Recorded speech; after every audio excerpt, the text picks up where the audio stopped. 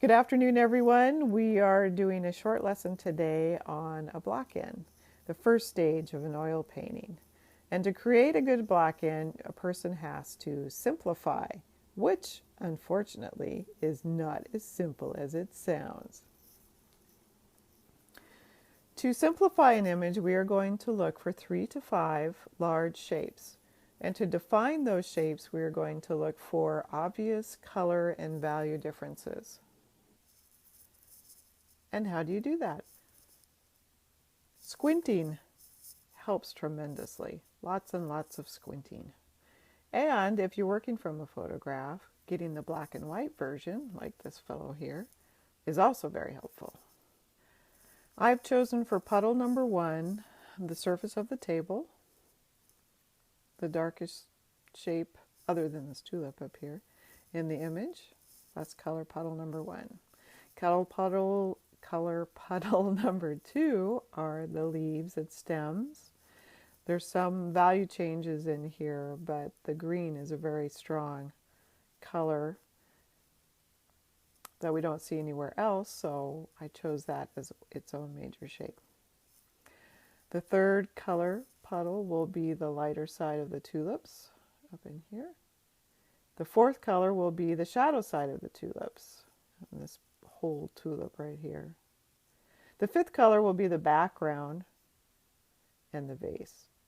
And there is a definite color or value difference between the light side and the dark side. So I'm going for kind of a mid-tone color. And I will do that a lot when I'm simplifying a shape. If I'm budgeting, I only have those 5 colors, I got to make decisions. So if there's, like in here, we have some pretty light parts and some darker part of these leaves, I'm going to go for more of a mid-tone, and then I'll go back in and change those values later. Here are the color puddles I was talking about. So this one is the tabletop. This is the shadow side of the tulip, the lighter side of the tulips, the background and vase color, and the leaves.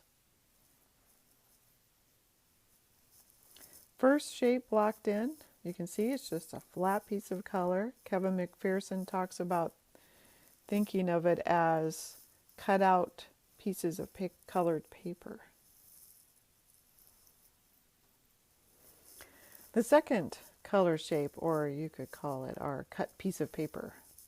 So I decided to go ahead and paint this. The color that I mixed, the color green that I mixed was dark enough that I decided to go ahead and paint this very dark leaf shape with that color anyway. And we'll see if I have issues getting it even darker later on, but I think it will work out in the end here. Our third color shape blocked in. It's a really dark color, but in oil, it's easier to lighten than darken. So we will start off on the dark side. Fourth color blocked in. Not a huge value difference between the other colors, but like I said before, it's easier to start out too dark than too light, so we'll go with that. Okay, here's the finished block in. Not the most lovely stage in the world. Sometimes I like to call a block in the ugly baby stage, and I think that fits in this particular painting, but it's a great first step. And to finish off this little segment, before I do that though, I do want to point out, please, when you do your block-ins, make your shapes touch and don't let the color behind peek out. I mean, it's okay for a few spots, like here, the white to show through, but for the most part, we want those shapes to get to know each other, to mingle a little bit and get comfortable. So what I'd like to do now is read a short segment from Kevin McPherson's book on Fill Your Oil Paintings with Light and Color, because he says this much better than I do. To make a strong start, reducing elements to the fewest and most basic shapes is very important in painting. Paint the big, obvious shapes and relationships. The little details will take care of themselves. Many students say they have trouble finishing a piece, but most often the problem lies at the start of their painting process. Most people can't finish because their foundations have not been properly laid. Practice striving to get the right shape and color relationships established in the beginning. Start by painting large, flat color masses with your brush instead of drawing in the linear sense.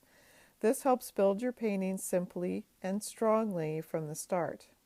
Then, in this next stage, work down toward the details, which are really just small shapes.